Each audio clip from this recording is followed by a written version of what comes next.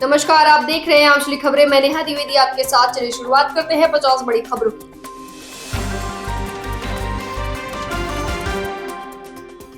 प्रधानमंत्री नरेंद्र मोदी 9 नवंबर को उत्तराखंड राज्य के गठन की रजत जयंती समारोह में भाग लेने के लिए देहरादून का दौरा करेंगे। ये दौरा उत्तराखंड के स्थापना दिवस के अवसर पर हो रहा है, जिसमें प्रधानमंत्री 8,260 करोड़ से अधिक की विभिन्न विकास परियोजनाओं का शुभारंभ और शिलान्यास करेंगे।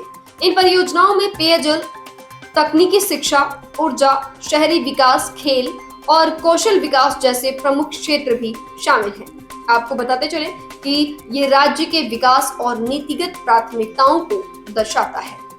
प्रधानमंत्री उत्तराखंड में राज्य स्थापना दिवस समारोह के दौरान 28,000 किसानों को फसल बीमा योजना के तहत 62 करोड़ वितरित करेंगे। ये खबर केंद्र सरकार की फसल बीमा योजना से संबंधित है, जो किसानों को आपदाओं से होने वाले नुकसान के खिलाफ सुरक्षा प्रदान करने की नीति का हिस्सा है।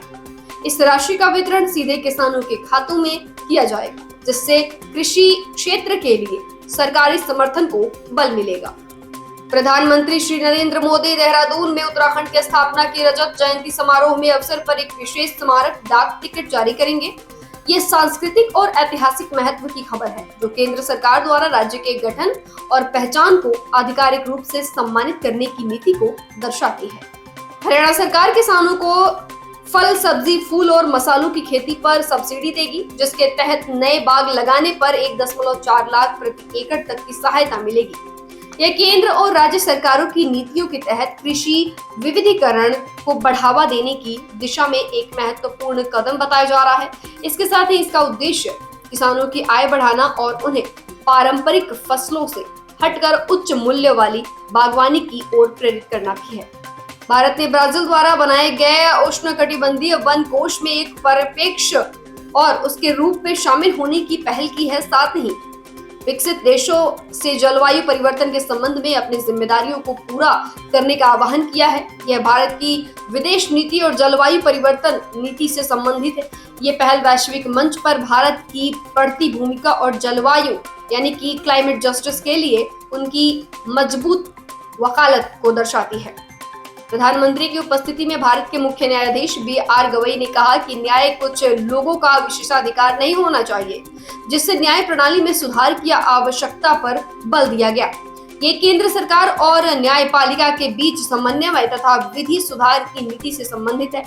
ये टिप्पणी न्याय को अधिक सुलभ और समावेशी बनाने की दिशा में सरकार और न्यायपालिका के साझा दृष्टिकोण को रेखांकित करती है। राष्ट्रपति द्रौपदी मुर्मू अपनी 6 दिवसीय राजकीय यात्रा के पहले चरण 9 नवंबर को अंगोला पहुंची हैं, जिसके बाद वह बोत्सवाना भी जाएंगी। इसके साथ ही खबर ये भी है कि भारत की विदेश नीति और राष्ट्रपति की भूमिका से संबंधित है। विदेश मंत्रालय ने यह यात्रा को अफ्रीकी क्षेत्र में भारत के सहयोग और साझेदारी का विस्तार करने के प्रयासों का हिस्सा बताया है। यह यात्रा अंगोला और बोत्सवाना के साथ द्विपक्षीय संबंधों की समीक्षा करने और रक्षा, व्यापार और ऊर्जा जैसे क्षेत्रों में सहयोग बढ़ाने का अवसर प्रदान करेगी।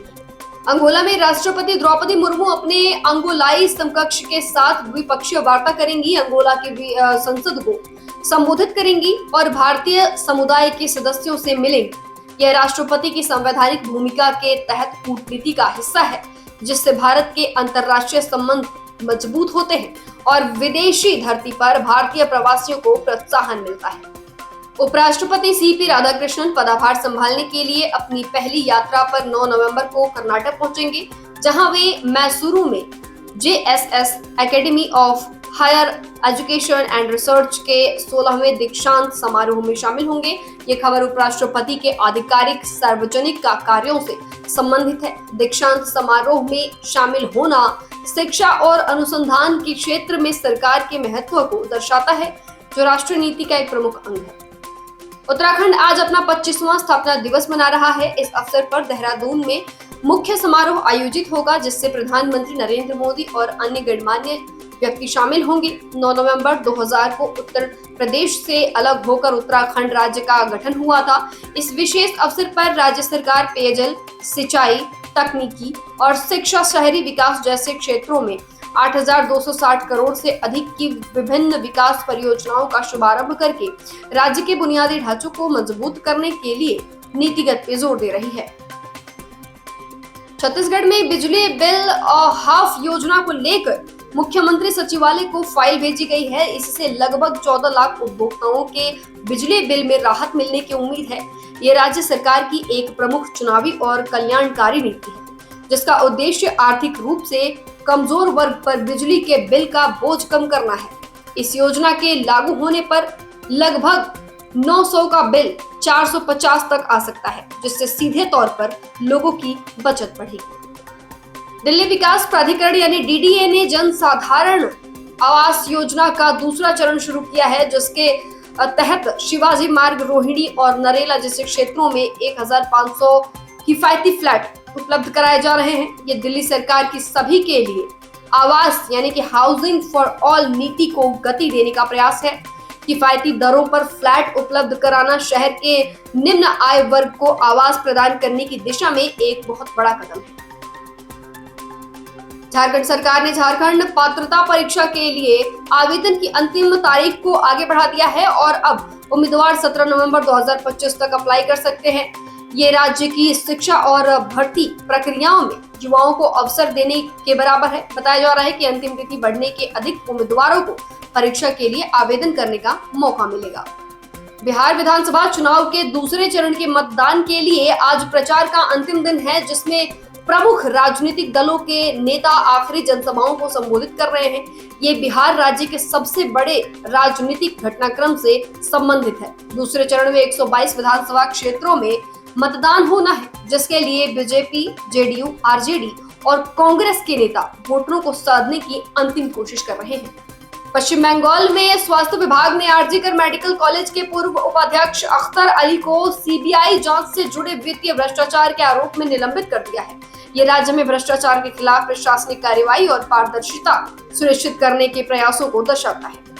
उत्तराखंड राज्य की हीरक जयंती के उपलक्ष्य में उत्तर प्रदेश की राजधानी लखनऊ में 10 दिनों तक चलने वाले उत्तराखंड महोत्सव का उद्घाटन आज मुख्यमंत्री योगी आदित्यनाथ भी करेंगे। आपको बता दें कि यह उत्तर प्रदेश और उत्तराखंड के बीच सांस्कृतिक संबंधों और विरासत को बढ़ावा देने का एक प्रयास है, जो दोनों राज्यों के सांस्कृतिक मेलजोल को दिखाता है। जम्मू कश्मीर के कुपवाड़ा जिले में सुरक्षा बलों द्वारा चलाए गए ऑपरेशन पिंपल में 2 आतंकवादियों को मार गिराया है और क्षेत्र में तलाशी अभियान जारी है। ये जम्मू कश्मीर में शांति और सुरक्षा बनाए रखने के लिए केंद्र सरकार और राज्य प्रशासन की आतंकवाद विरोध नीति से संबंधित है। वहीं दिल्ली एनसीआर में हवा की गुणवत्ता AQI बेहद खराब स्तर पर बन गई है। नोएडा में 391 और गाजियाबाद में 387 दर्ज किया गया है। ये राजधानी क्षेत्र के लिए एक गंभीर सार्वजनिक स्वास्थ्य चिंता है, जिसके लिए राज्य सरकार और संबंधित प्राधिकरणों को प्रदूषण नियंत्रण की नीतियों को और सख्त करने की आवश्यकता है। मौसम विभाग ने दक्षिण और पूर्वोत्तर भारत के इन 4 राज्यों में तेज आंधी और बारिश की चेतावनी जारी की है। आपको बताते चलें कि यह राज्यों की आपदा प्रबंधन तैयारियों को सक्रिय करने की मांग करता है। मछुआरों को समुद्री किनारों से दूर रहने की सलाह दी गई है, जो राज्य सरकारों द्वारा जारी एक मानक एहतियाती कदम बताई जा रही है। उत्तर भारत में बारिश का दौर थम गया है और तापमान में गिरावट के साथ ठंड का असर अब दिखने लगा है। जी हाँ, ये खबर राज्यों के नागरिकों को मौसम के अनुकूल उपाय करने के लिए सचेत करती है। हिमाचल प्रदेश शिक्षक संघ के राज्य सरकार के उस आदेश का विरोध किया है, जिसमें शिक्षकों को कक्षा में पढ़ाते समय अपनी तस्वीरें खींचने को कहा गया है। ये राज्य की शिक्षा नीति और शिक्षक समुदाय के मनोबल से जुड़ा हुआ मामला है। शिक्षक संघ का मानना है कि यह कदम शिक्षकों के मनोबल को कम करता है और उनकी पेशेवर स्वायत्ता पर सवाल उठाता है।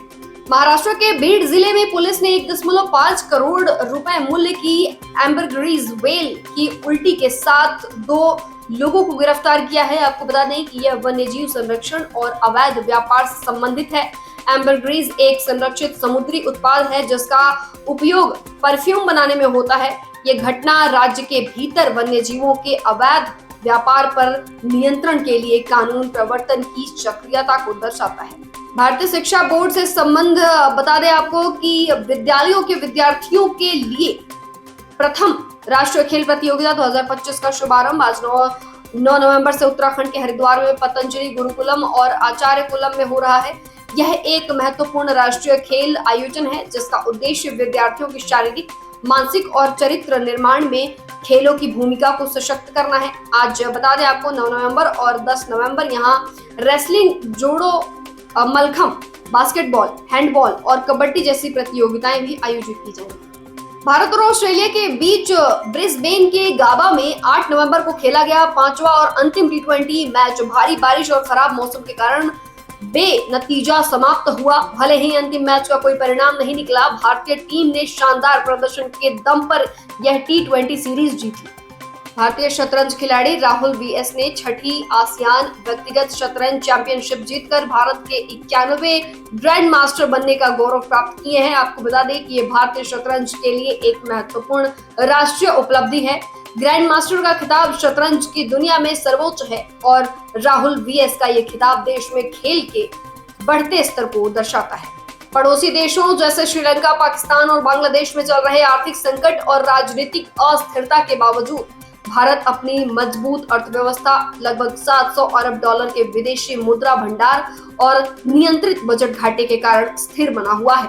आपको बता दें कि यह खबर वैश्विक और क्षेत्रीय चुनौतियों के बीच भारत की आर्थिक और भू राजनीतिक स्थिरता को दर्शाती है। ये इंगित करता है कि मजबूत बैंकिंग प्रणाली और सुधरे हुए दिवालियापन संहिता जैसे घरेलू नीतिगत सुधारों के भारत को बाहरी दबाव से निपटने में मदद की है। फिलहाल के लिए तमाम 50 बड़ी खबरों में बस इतना ही। जुड़े रहिए हमारे साथ, देखते रहिए आज की खबरें, अपनों की खबर आप तक।